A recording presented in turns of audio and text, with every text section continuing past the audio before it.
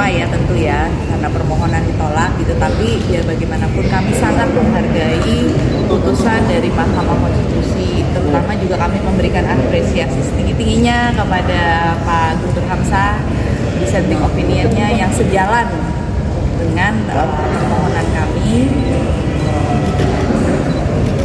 Setelah ditolak, apalagi langkah yang akan dilakukan PSI untuk memperjuangkan ini?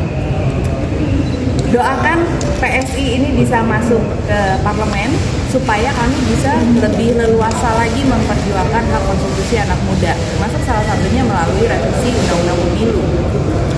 Dan saya pikir ini ya teman-teman muda harus membuktikan artinya gitu ya, karena tadi terlihat sekali dari hasil itu bahwa anak-anak muda belum dianggap mature misalnya gitu ya untuk mengampu pemimpin-pemimpin nasional.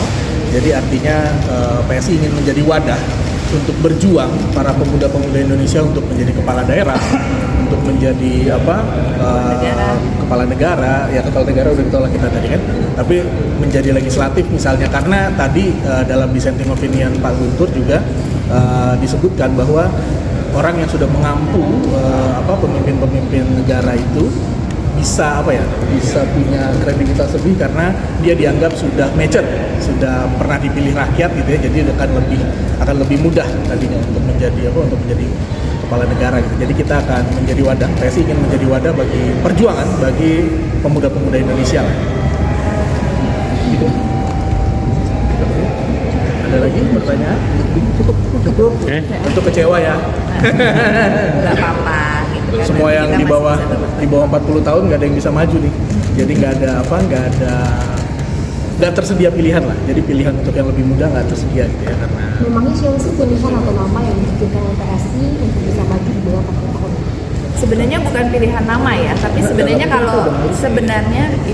kalau di dalam secara psikologis ya, kategori umur 35 sampai 40 tahun itu satu kategori umur yang sama, dewasa yang sama. Jadi sebenarnya kami melihat ini adalah diskriminasi golongan umur.